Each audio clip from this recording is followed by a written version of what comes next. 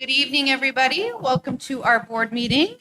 We start this evening with an update on bonds and budget overrides and capital improvement projects. I think that's Mr. Hegarty. Come on up. Madam President, members of the board, fellow employees, and honored guests, and a special welcome to our friends from Rogers Ranch. You all get the pleasure of getting to see how accounting stuff works. It's a little boring, but stick with me. Okay. Anyway, we are going to talk tonight and have our public hearing on how we've gotten some funds have been from a vote from our public, which have been very, very well received. Talk about how we spent the money and what that all looks like. First, we'll start off with the definition of what our capital funds are. Our Fund 610 is our primary capital fund, and that's also known as District Additional Assistance. We get money through a bond, and we also get money through what's called a building renewal. That's from the School Facilities Oversight Board. And there's also a possibility of money coming through 695. I put it up there because it's part of the definition, but we have gotten money there before for the help with the construction of some of our new schools, and we're waiting to hopefully get a new school plugged in here pretty soon, but we'll see what SFOB does with our data. Now, we'll start off with the capital fund. The formula for the first time in 10 years was not reduced this last year, and that feels pretty good. Thankfully, our voters renewed our 10% capital override in 2018. So that's going to stay in place through 2025.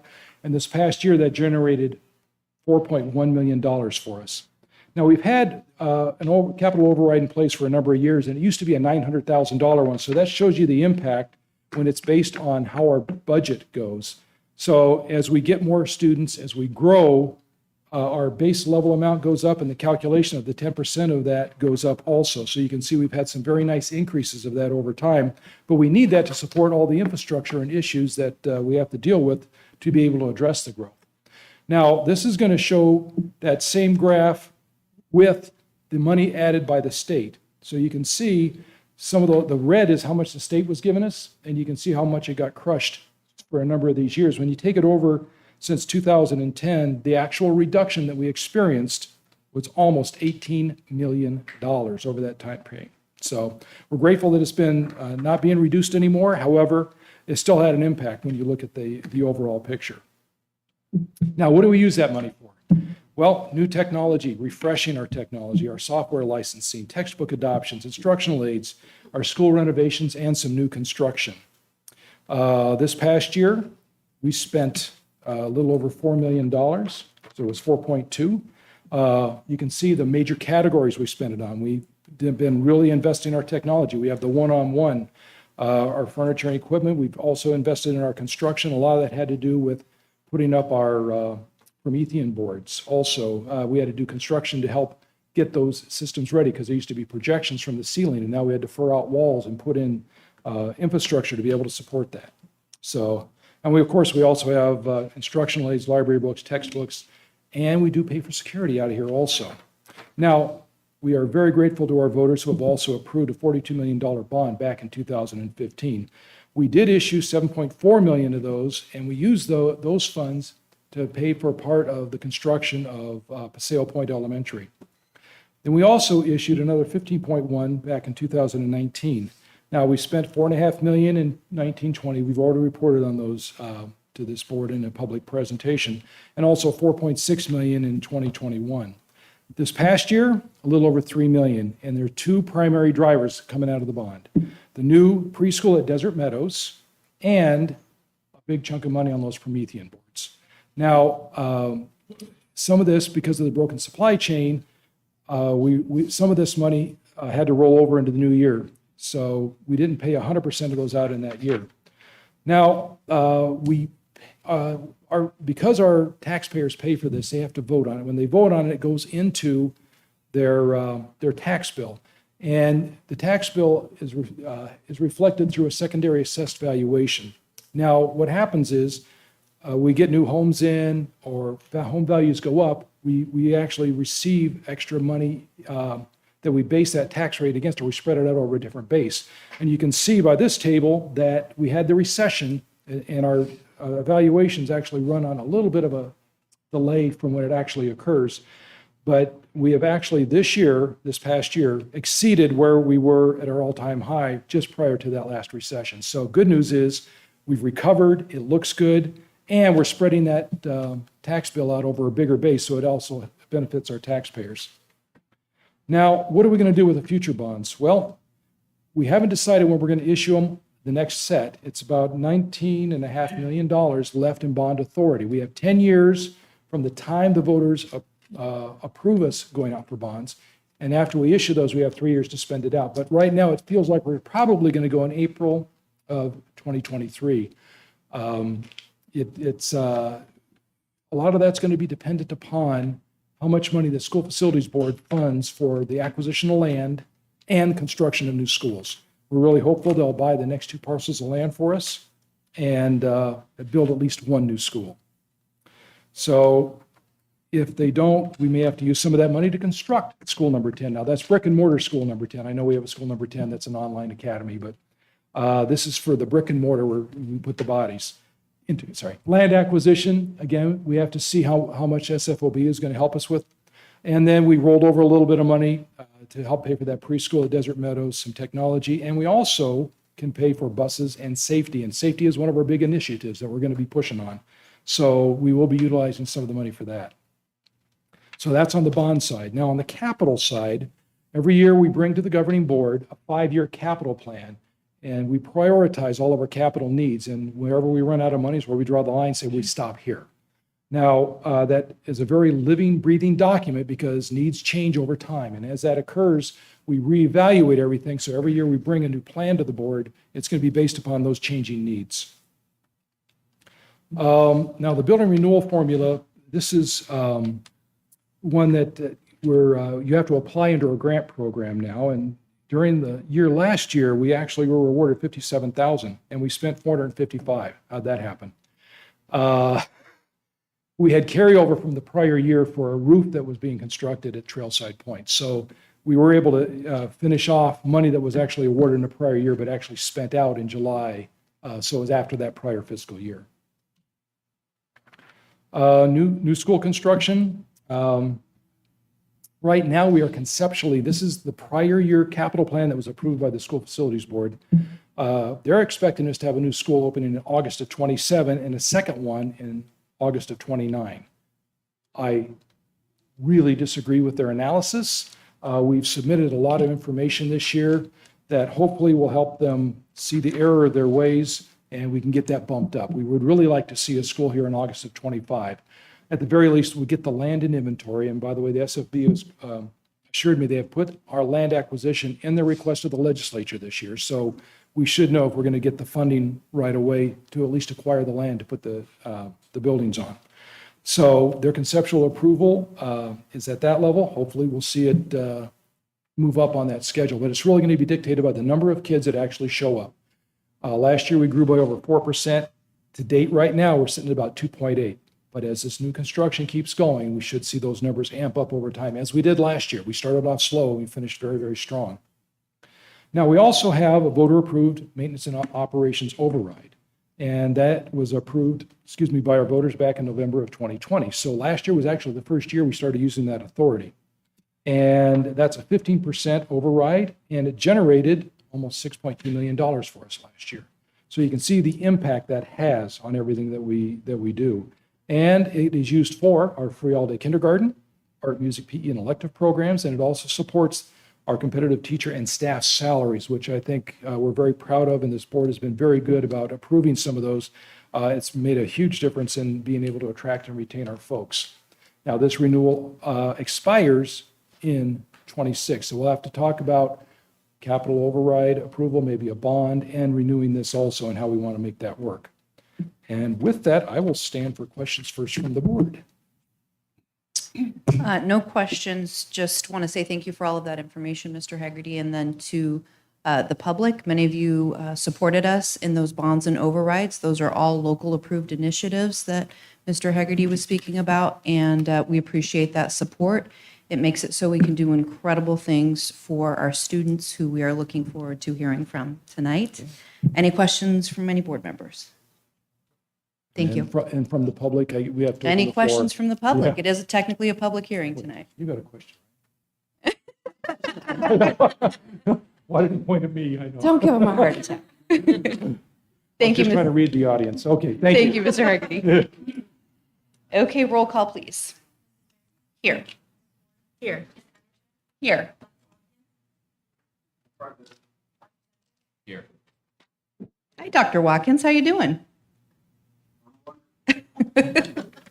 All right, we're going to stand for the Pledge of Allegiance, followed by a moment of silence. I pledge allegiance to the flag and to the republic, nation, America, indivisible.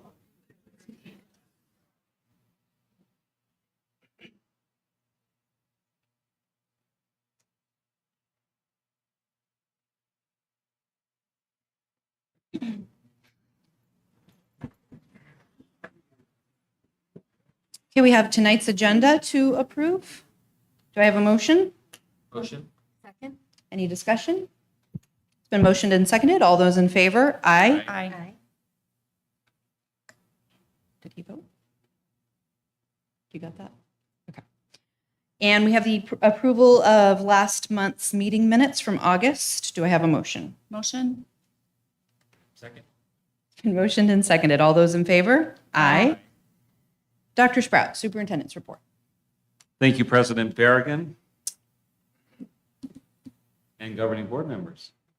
Each spring, all students in grades 3 through 8 participate in the statewide academic achievement test. The test, called Arizona's Academic Standards Assessment, or AASA, measures a student's mastery in 2 subjects, math and English language arts, which incorporates reading and writing. This year, we had 67 students across the district who received a perfect score in at least one of the tested areas. And as our tradition is, tonight we are recognizing 3 students for their achievements on this test that set them apart. All 3 students are from Vista del Sur Accelerated Academy. Our first student received a perfect score in both math and ELA. 5th grader, Viviana Alvarado. Viviana, do you please?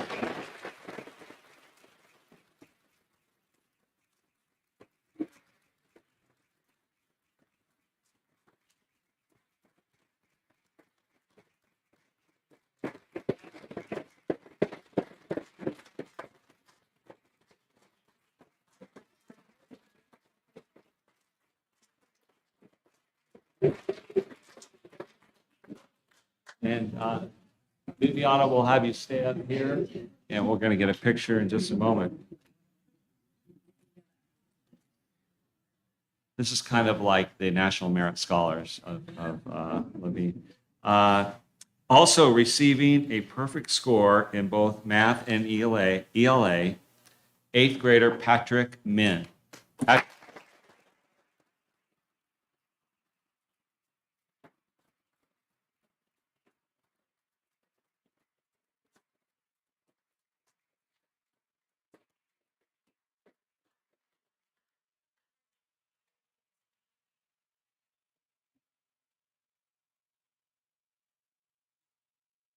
This student, 8th grader, has received a perfect score in the math section for the last 4 years. 4 years of perfect scores in math. Emily's Winters. Emily.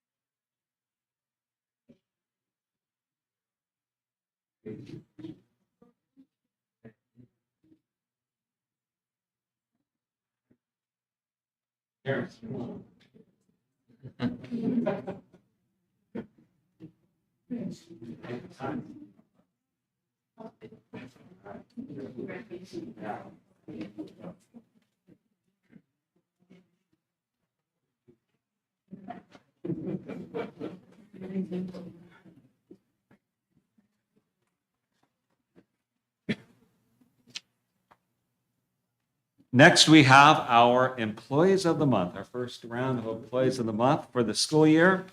Our first Employee of the Month is our Classified Employee of the Month, Maria Moreno.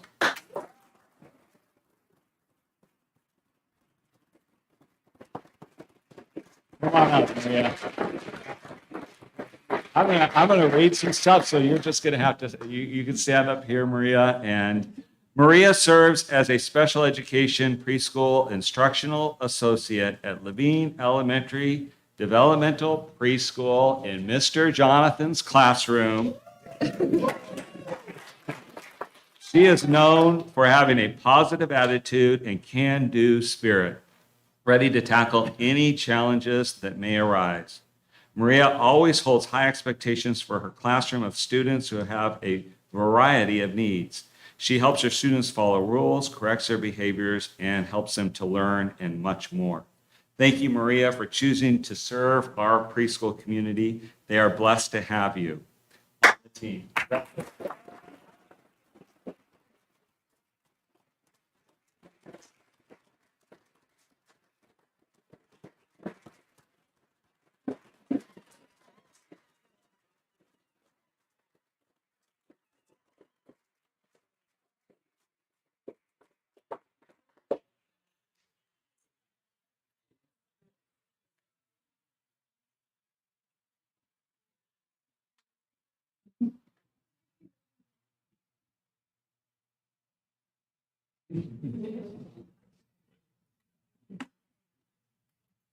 Dr. Kaplan.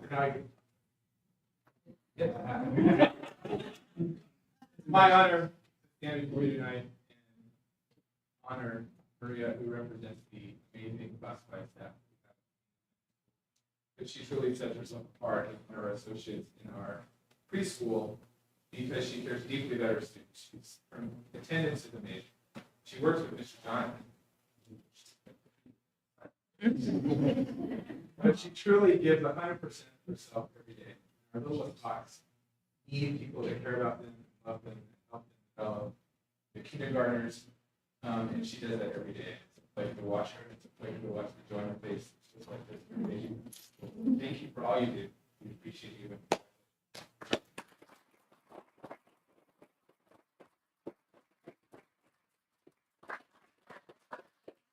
Maria, and before you move on, Butch, you look at that picture, that is a life picture right there. That's one that you will take with you forever, and it really does express Maria's work with her students, and what a great picture. So, Maria, again, congratulations. Allie, you can wait till I'm done reading if you want, or you can come on up, but our Certified Employee of the Month is Allison Zuckerman.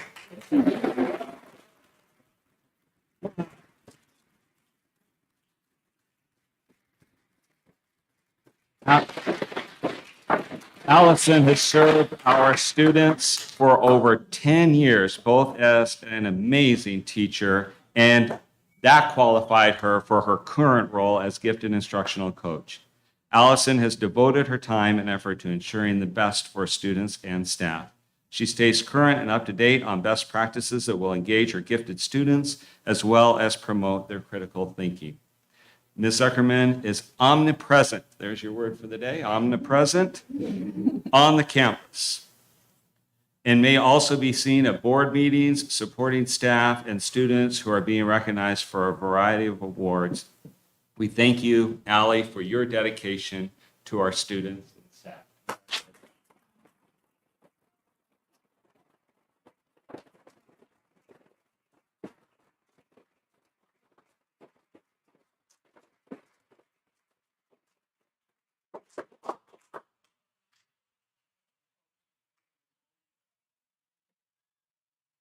We're truly blessed to have Allie on our campus. One of the great things that I love about Allie is not only is she an awesome, gifted coach on our campus that really supports our teachers and supports our students with differentiation on our campus, but she has a heart to bring people together. So she spearheads our culture and climate committee, and she's all around campus making sure our staff feels valued, teachers 2016. And so we committed ourselves to Shelby Point, and everyone's a big fan at Shelby Point, and we couldn't do what we do on a day-to-day basis without a piece of the puzzle. And so we're just really blessed to have you.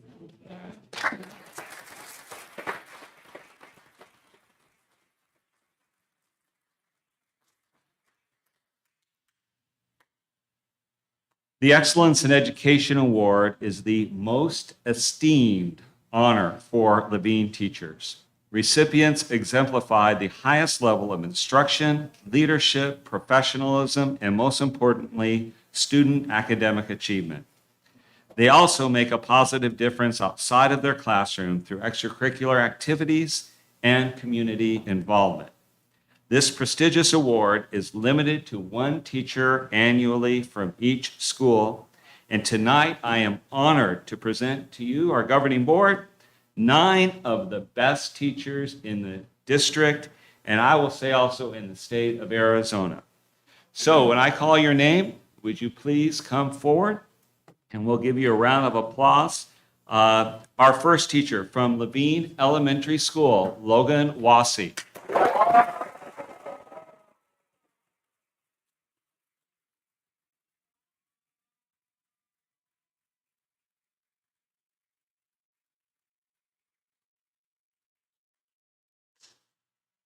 From Paseo Point School, Lindsay Delgado.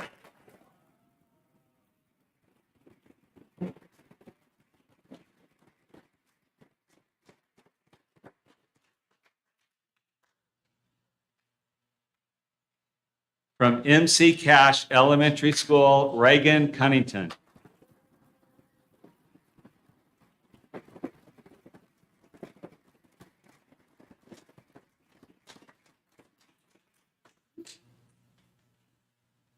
From Estrella Foothills Global Academy, Natalie Urich.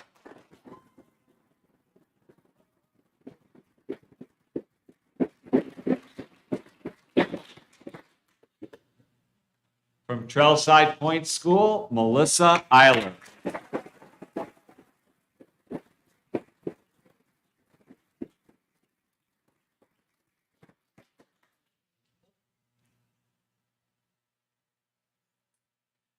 From Rogers Ranch School, Caitlin C.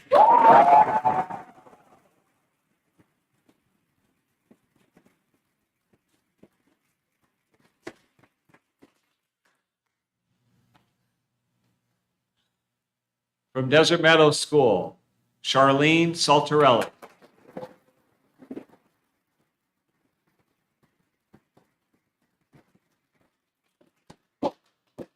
From Vista del Sur Accelerated Academy, Cassie Riesdyke.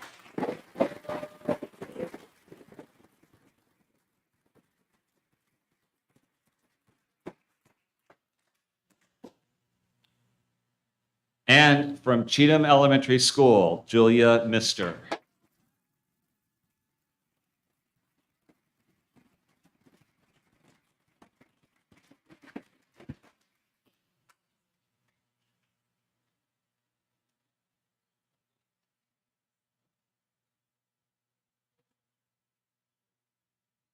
All right, we're going to get everybody organized here. And family, if you'd like to come up and get a picture, this is your chance to do so. Yeah.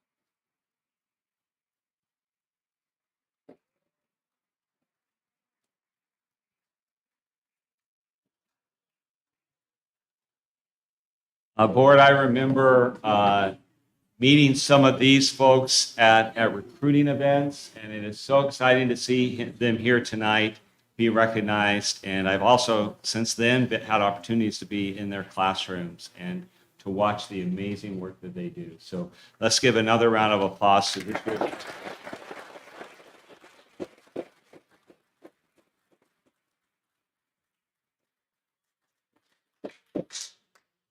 The Levine Community Action Committee had their first meeting of the new school year last month. The group has plans to host the following upcoming projects: a food giveaway, which we just had last Saturday at the Levine Education Center, Coffee with the Cop on the 15th. They are organizing right now a youth leadership summit. And we have a community partnership summit along with School Connect in October at Estrella Foothills Global Academy. This will be, they have right now scheduled 80 different businesses, faith-based organizations, universities to come and sit with each one of our schools to find ways that they can support our schools. And so we are very excited about these opportunities coming through with the Levine Community Action Committee. All right, I'm going to tell you, I had about as much fun as a superintendent can have yesterday as we kicked off our Superintendent's Math All-Stars Club at 3 of our schools. I'm doing presentations at every one of the schools. I was reminded that I don't have the voice I used to have, but we had a great time. So I am holding assemblies at each school this month to introduce 3rd and 4th grade students to our all-new Superintendent's Math All-Stars Club. I'm challenging students in 3rd and 4th grade, every student in our district, to spend 15 minutes a day or 90 minutes a week practicing their math skills. And here's where it gets really cool.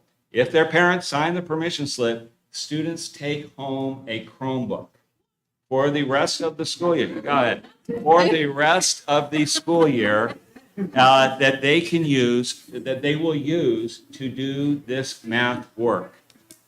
Students participate. We have an online system called Alex that ties directly into our math curriculum. It is, the correct word is, it's adaptive. In other words, it will sense where a student is and continuously move them forward as they accomplish skills. I will be doing classroom videos, visiting classrooms, and congratulating students who, and introduce each month's challenges. We will be giving them prizes. And as of yesterday, all 3 schools, 100% of the students said they're going to participate. So we're off to a great start. A couple more presentations tomorrow and in the weeks ahead, but very excited about the Superintendent's Math All-Star Club. Shortly after the passing of MC Cash Principal Lisa Sandomir, we began evaluating the possibility of renaming 38th Avenue between Rozier there at the bottom and Weir as Sandomir Way. Over the last several months, we have been working with the City of Phoenix to make this happen. A big thanks to Kristen Landry for leading this effort. We met this week with the Levine Village Planning Committee, and the proposal, Ms. Abeg, was, I think we can say, enthusiastically received by the Levine Village Planning Committee.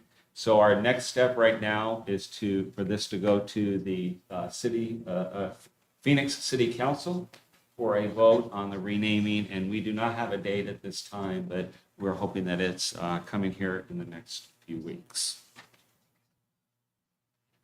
On August 24th, 1st through 5th grade teachers across the district came together at Trailside Point to attend professional development sessions on our new social studies curriculum. The governing board approved Impact by McGraw-Hill. The teachers met by grade level with presentations hosted by the McGraw-Hill curriculum specialists. Whenever we do these, we ask our teachers for feedback, and the feedback from teachers was overwhelmingly positive, with many of them reporting how excited they were to begin using this new curriculum with our students. Thank you for your approval of this and our teachers that will be carrying out this curriculum. It's great to see kids jump into work right at the beginning of the year and even getting their hands dirty. So during the first weeks of school, Desert Meadows second graders were already working on the Discovery Education hands-on activity titled Digging in the Dirt. How much fun is that? Students used water and sand to create different landform shapes they had seen in previous lessons, such as Kings River Canyon and the Grand Canyon.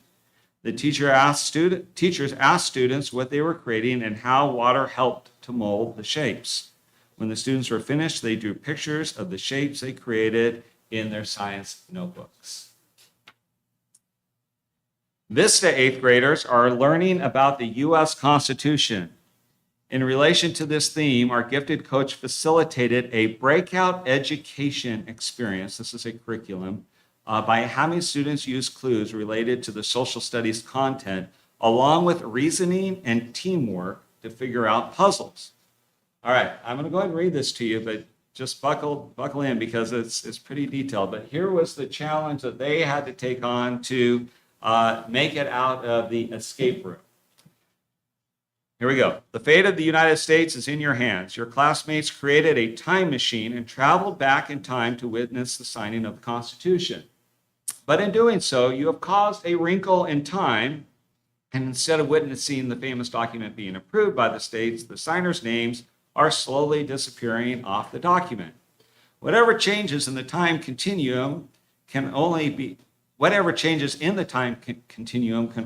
fixed if you get back to the present before the last signer's name disappears from the Constitution. The pilot of the time machine, though, doesn't want to leave before she witnesses history, so she locked the microchip needed to fly the time machine in the box and will not listen to your pleas that something is wrong. At the rate the names have been disappearing, you have 40 minutes to get the box unlocked and return to the present of our Constitution. No pressure, but the very foundation of our nation will be lost forever if you don't do it. So that was the challenge. And it's an example of the great work that our gifted coaches do with our students and our overall approach to critical thinking in all of our classrooms. District Attorney Jennifer McLennan with the Gus Rosenfeld Law Firm was the recipient of the 2022 Arizona School Boards Association McDonald Pickett Award. Ms. McLennan's wise counsel to the district for the past 18 years has been nothing short of exemplary. 18 years she's been working with us, providing the highest level of legal guidance in every aspect of the crucial work of educating the children in our community. We thank Ms. McLennan for her positive impact and ongoing support of the Levine School District, and congratulations.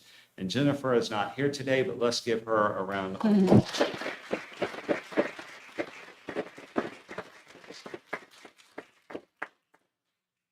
And now, Ms. Hamburg, we have Rogers Ranch and our classroom spotlight students are ready to go.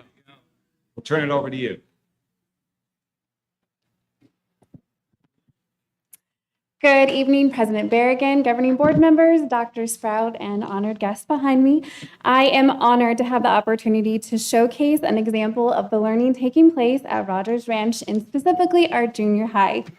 Creating thematic units of study to promote inquiry-based instruction, problem-solving, and real-world learning opportunities while integrating the district-provided resources is a focus in order to provide a rigorous educational experience for our students.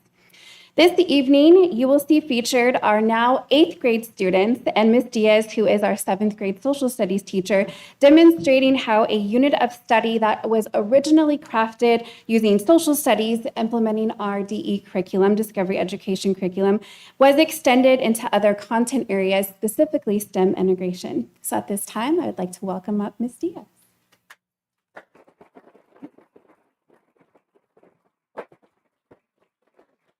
Good afternoon, Dr. Sprout, President Merrigan, members of the board, and guests. I want to thank the governing board and Mrs. Hamburg for giving me this opportunity to shine a light on one of the amazing lessons our ranch students completed. I would also like to thank and shout out Bo Dromiak for joining our lesson and giving our students such an amazing experience. One of the many reasons I love working at the ranch is having the opportunity to provide our students with real-life experiences and scenarios in the classroom. With Ranch transforming into a STEM school, I immediately began to think of ways I can integrate science and math standards into the history classroom. With collaboration, this lesson, The Power of Triangles, showcases how science, math, and engineering can be integrated with history. This lesson is a closeout activity for our students to use what we learned in our industrialization unit. Students worked collaboratively to build a bridge that can sustain a brick, which represents real bridges and force.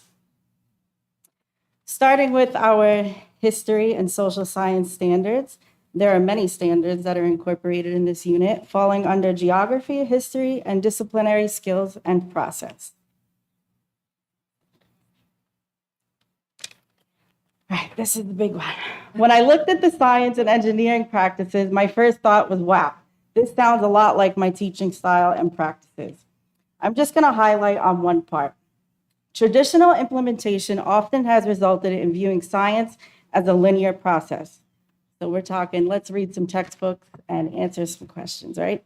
The new vision calls for students to engage in multifaceted science and engineering practices in more complex, relevant, and authentic ways. And that's truly what I believe in.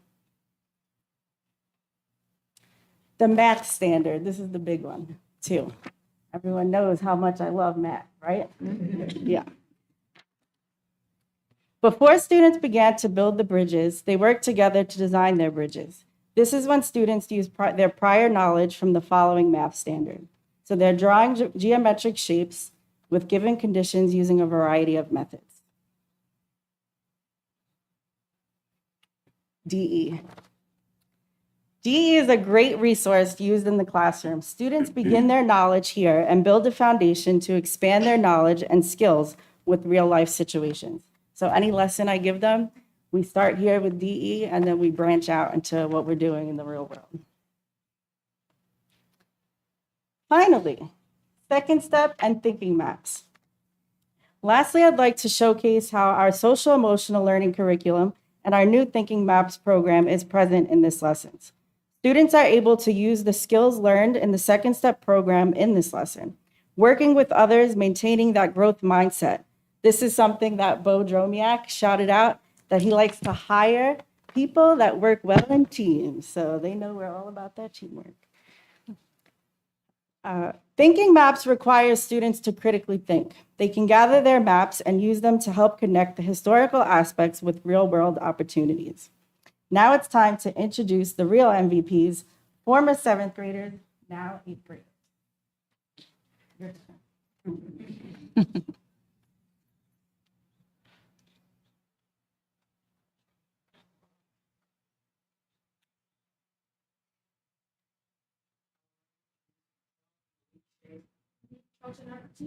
And today we're going to be going over the lesson, the power of triangles. How many triangles?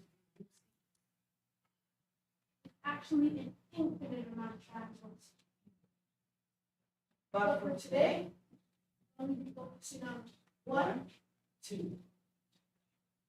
We would like to introduce our good friend, Jeremiah. and video. As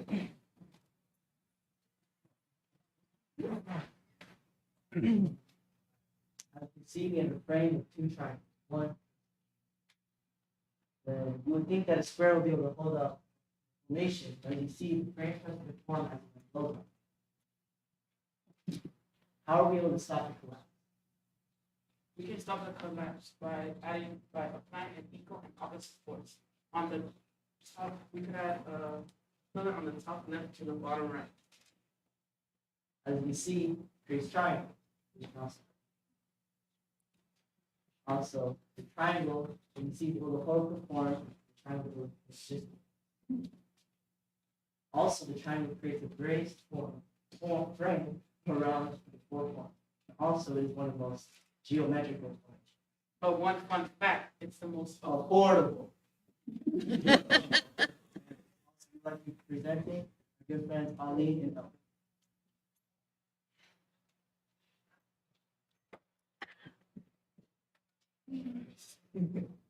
My name is Ali. And we're gonna ask you this. How many triangles can you see? Well, as soon as you walk out of your house into the everyday world, going to school or going to your job, you see triangles everywhere, from parking lots to basically anything that you see in the real world, from the structure of it. And now, we have these triangles. As you can see in this new modern day bridge, you see triangles from all over the top and all over the bottom, holding up the structure. I want you to think to yourself, how many triangles can you see? Many, many triangles. Fine.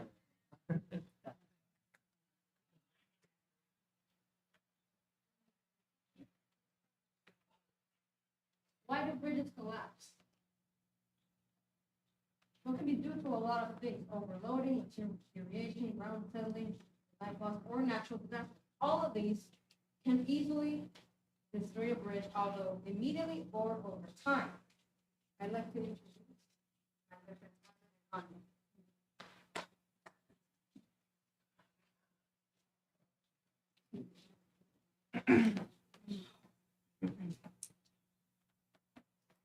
So now it's your turn to build.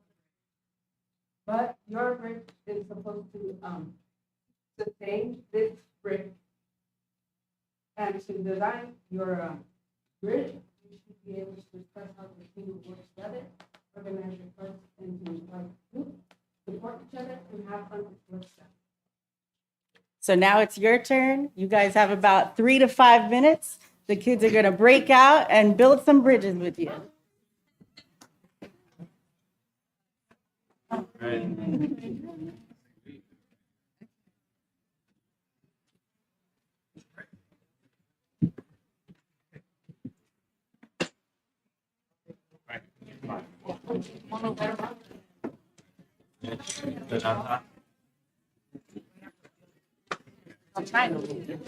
right.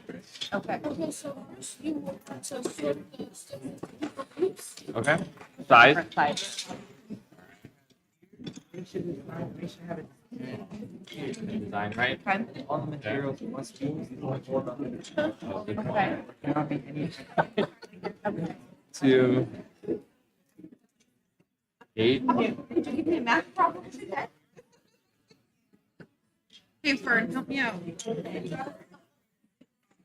Sizes? Okay. Yeah, okay, that's what I was. Got it. I don't think. You will be there too. Tonight, I like it. As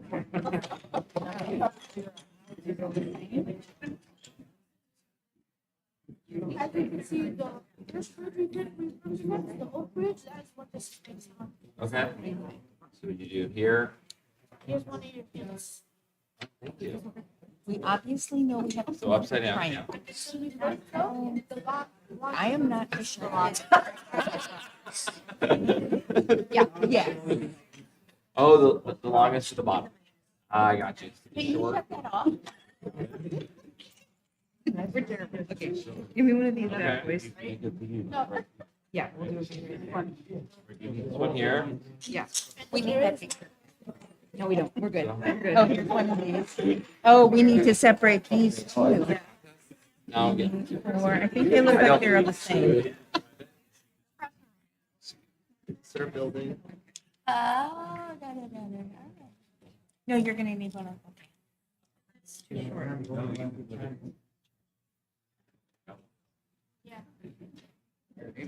So actually, I probably want a long one, right? No, you're right. And then you want to put Oh, you need to put that on it. That way. Okay. now. Go the other way. Small slots. That would be a great idea. Do you need two more put together now? Huh? Yeah, help me out.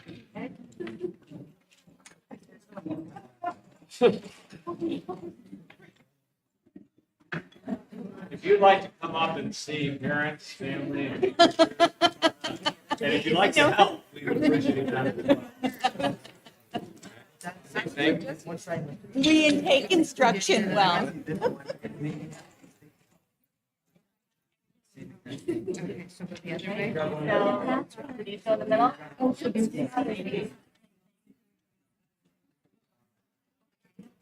So let me put this one back together.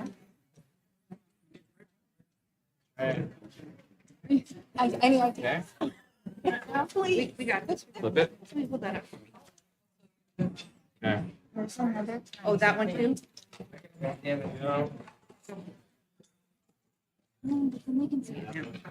No.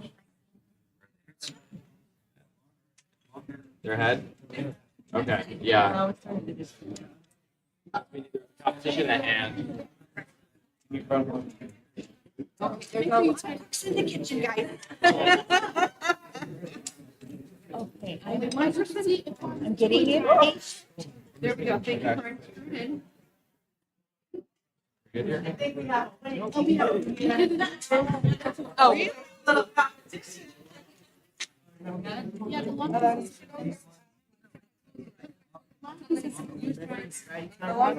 Oh.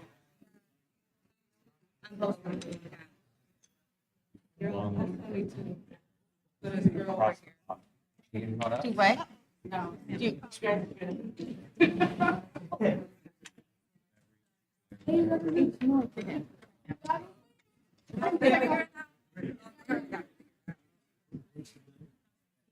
Oh, they're using these as braces across the top.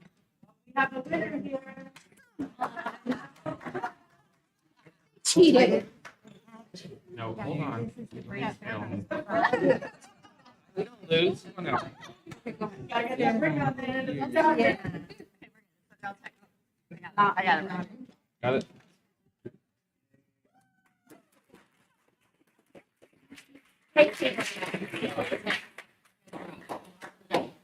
All right, we'll be done over here.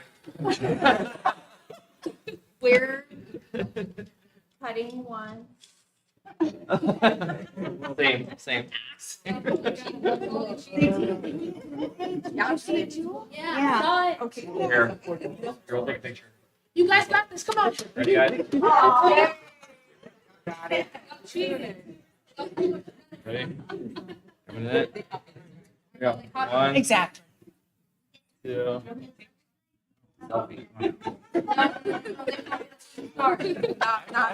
They gotta go back. Okay. So bring it down to the camera. I'll send it to your teacher. No, we were close. We came up with that. That's what we know. Call it done, guys. Nah, you got it. We got it. Oh. Thank you, guys. Yeah, and so now, you know, that you guys. Ready? Yes. Not yeah, they totally copied us. Good job, guys. 1. They copied us. And they're so happy. Oh, it's so good.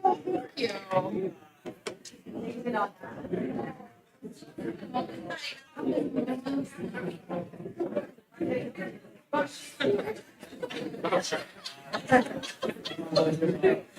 you. Oh, so look at prop on.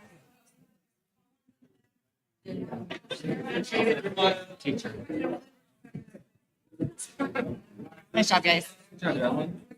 Oh, they're gonna go get a professional. Yeah. Too fun.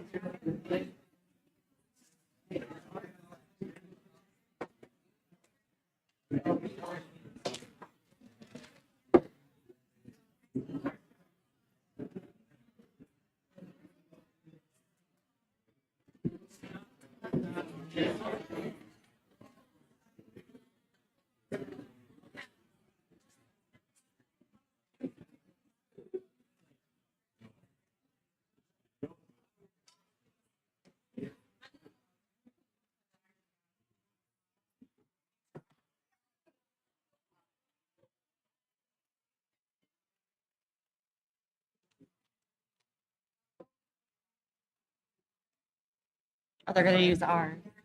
They're gonna use R. Oh, down and get it.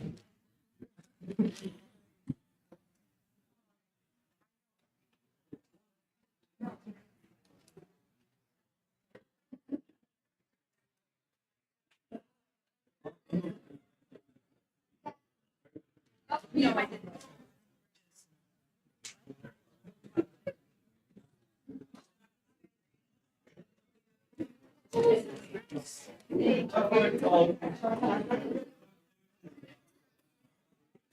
you? It looks like a lot of fun. So you just have two more, no, three. That's fine. Did you sign up on your thing? Oh, you didn't get it? What is your name? Ah.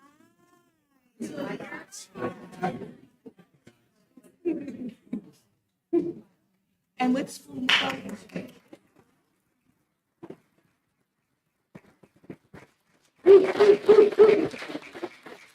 Good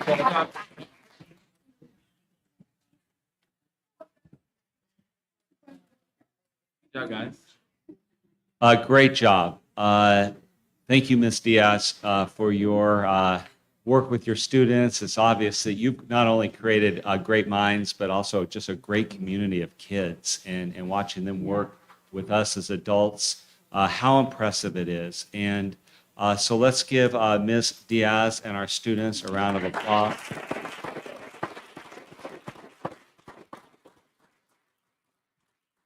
And I would also like to say one of our aspirations is to create partnerships with the community and with businesses that for the betterment of our students. Mr. Dromiak, thank you very much for your work with our kids. And do you have someone there that you'd like to introduce as well, or with you, or no? No? Okay. But Bo, okay, just a person there. Okay. Mr. Dromiak, thank you very much for all you have done and all your investments in our kids' life. As he just told me, these guys are going to see triangles for the rest of their life. So am I. And so thank you very much, Mr. Dromiak. Let's give him a round of applause.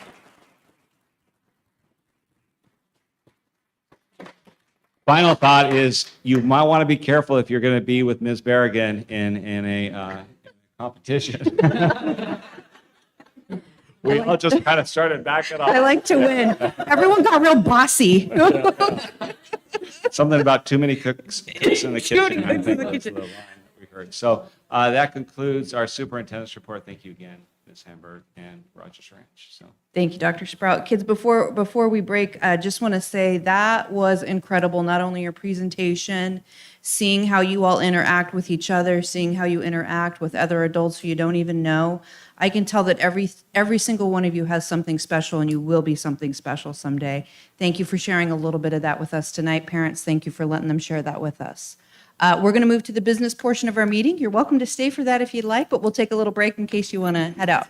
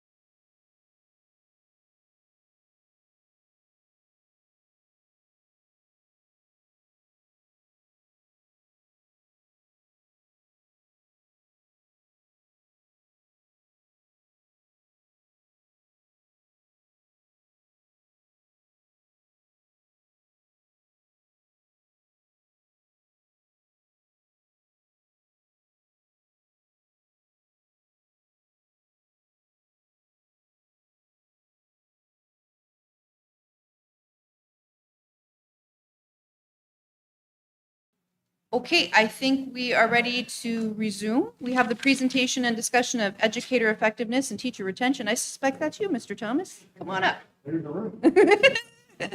usually have that effect in my district too. Yeah, I'm gonna leave it to HR to clear the room. Hey, good evening, President Berrigan, members of the governing board, and Dr. Sprout. Thank you for giving me the opportunity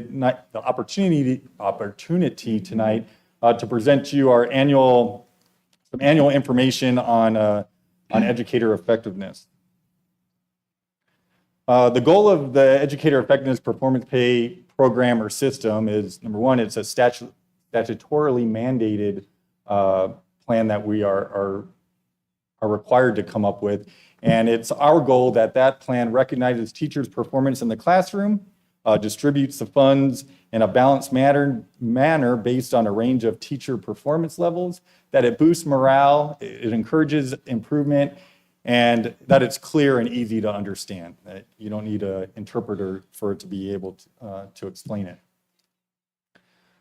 Just a reminder that in last school year, the 21-22 school year, the maximum amount that a teacher could earn for educator effectiveness performance pay was $2,000.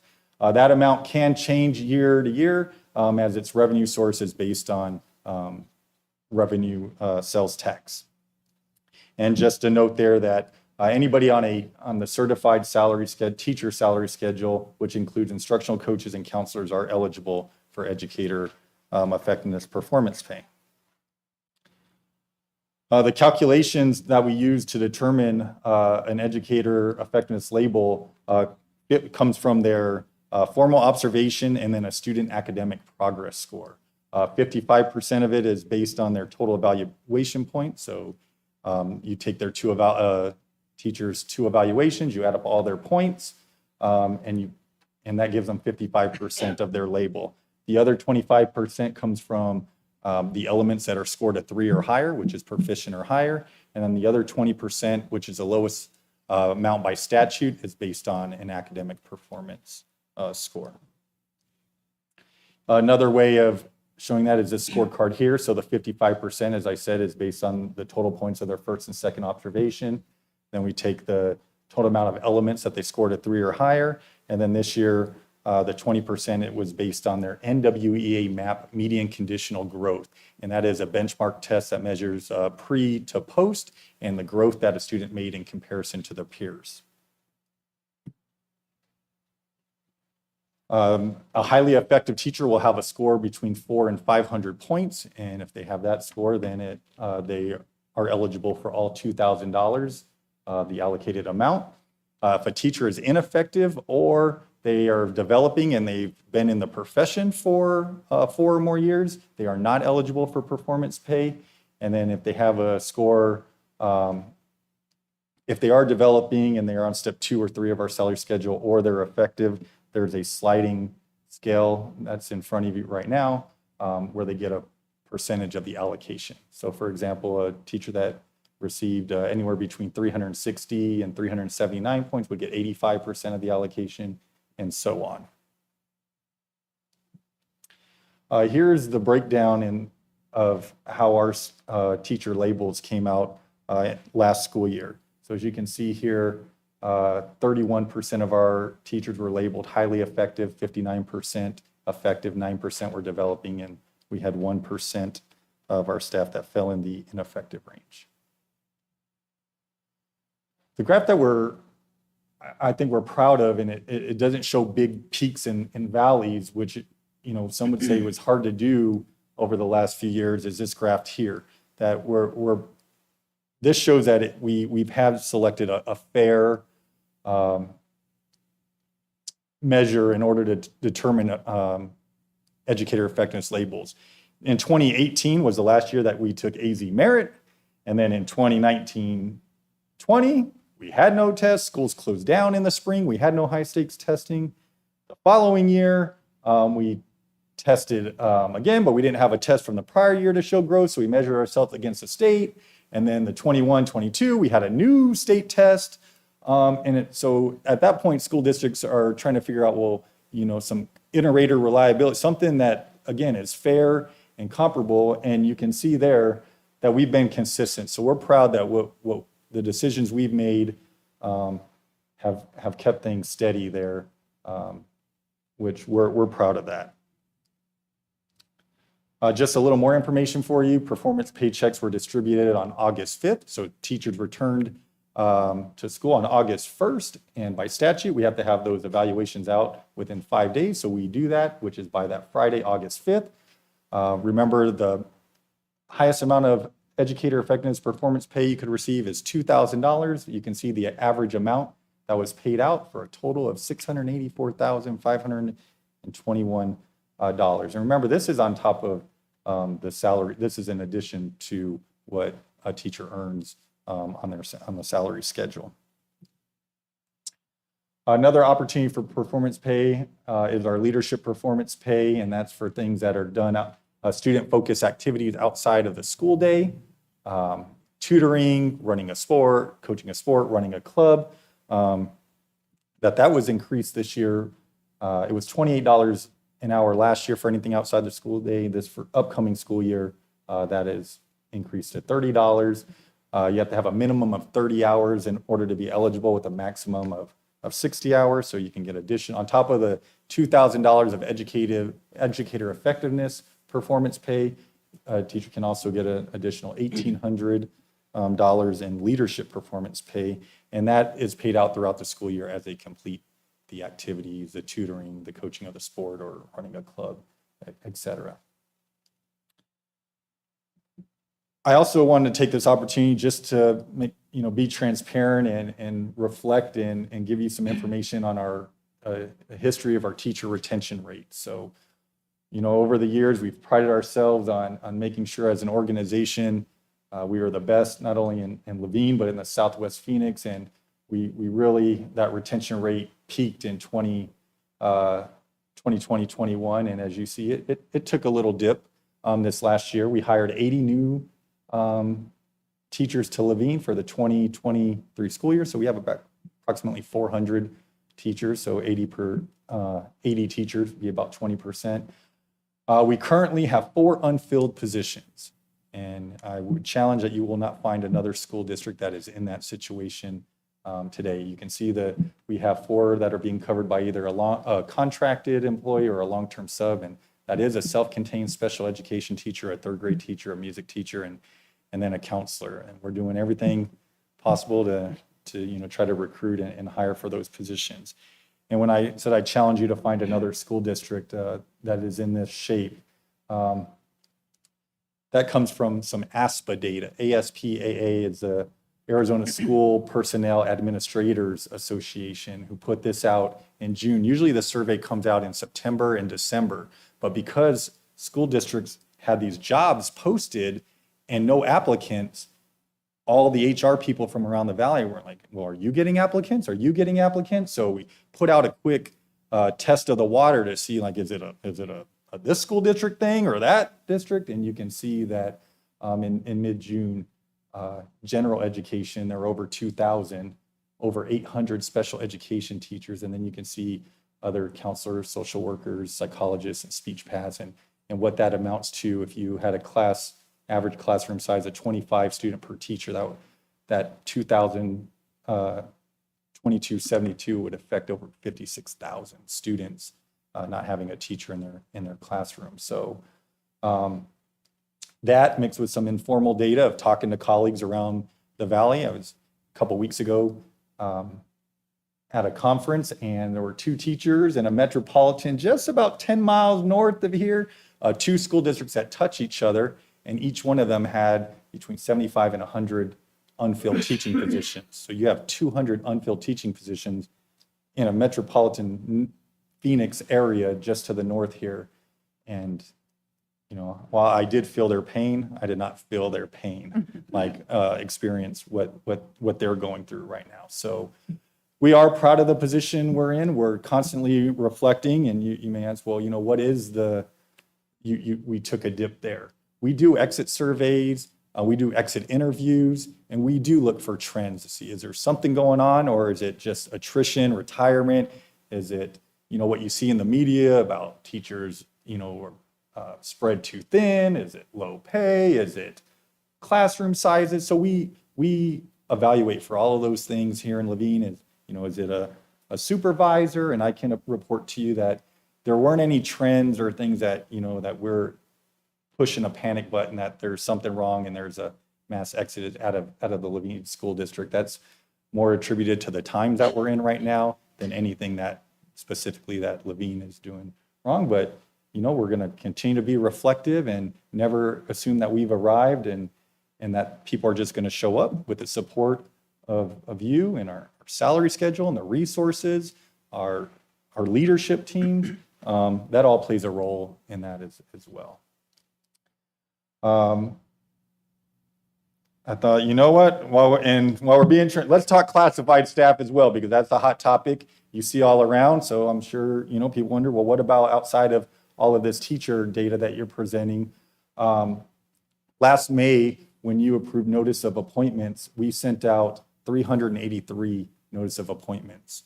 That was also the same day that we approved a revised classified salary schedule. And we had 326 of those turned in within the 3 business days that are allotted, so an 85% return rate.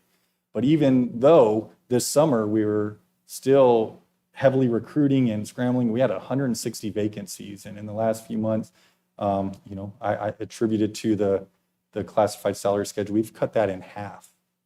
And I just listed out where our positions are at, and if you see a kids club, that is not a reflection of anything that Kim Tier in here. We talk every day. Those are positions that, a couple hours in the morning, a couple hours in the afternoon. We're on the phone every day. We're in the process right now of creating some creative ways of recruiting and retaining our kids club employees. So we'll bring more information on that. And then I put some of our other departments. All of those numbers will not add up to 81. There might be one position in business services or one in maintenance that I didn't throw on the list, but and it could be a variety of positions. It might be a crossing guard, it might be an associate. And remember, with ESSER, we added a variety of instructional staff to help support and accelerate learning to fill those gaps, which we've seen some growth in our data to show that was the right move to make. So pending any questions from the governing board, that concludes the presentation. Any questions? Thank you for that information. Very helpful. You're welcome. All right. Yeah, absolutely. Dr. Sprout. First of all, thank you, Mr. Thomas, and to your HR team for the work that you do. Having a strong HR team also makes that onboarding process, and it gets everything off to a great start. Our administrative team back here, you always want to do the most important work. And the most important work is finding, one of the most important works is finding teachers for our students. And this group back here and our classified staff. And so just a round of applause to all of you for your work in hiring, and that's our entire administrative team. As you can see, we have a new front in classified staffing. It used to be everything was focused on certified, but now classified as well. But this team does an outstanding job. Thank you. Okay, we have the consent agenda. Do I have a motion? Motion. Second. Been motioned and seconded. Any discussion? All those in favor? Aye. Aye. Dr. Sprout? Thank you, President Berrigan. I'm very excited to announce we have a new position, support services supervisor. And you just approved the hiring of a person that does absolutely amazing work for our district. And we're very excited to welcome you to the admin team. And so Daniel Romero, congratulations.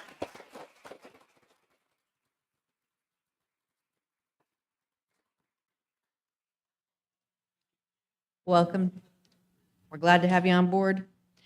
Okay, we have action item for the 22-23 Educator Effectiveness Performance Pay Plan. Do I have a motion? Motion. Second. Been motioned and seconded. Any discussion? Did you have anything to share on that one, Dr. Sprout? No, I think Mr. Thomas took care of it. Okay, perfect. Been motioned and seconded. All those in favor? Aye. Next is the Paseo Points Spain field trip. Do they need a chaperone? Darn. Okay, I'm going to DC in May, so I guess we'll count that. Okay, do I have a motion? Motion. Second. Any discussion? It's a fun one to approve. It's been motioned and seconded. All those in favor? Aye. Our next board meeting is in October. It's almost October. That's just crazy. October 4th, right here. We need to adjourn the meeting. Do I have a motion? Motion. Oh, wait, hold on. I skipped comments from the board. Pardon. Does anybody have comments this evening? Nope. Nope. Like- Michelle does. Hold on. I think just one comment is just, congratulations to those kids who have perfect scores, but really it's congratulations to all kids who have worked there really hard throughout the year to even make just a little bit of growth or a lot of growth. But thank you for just keep working. You're doing a great job and just, make us proud.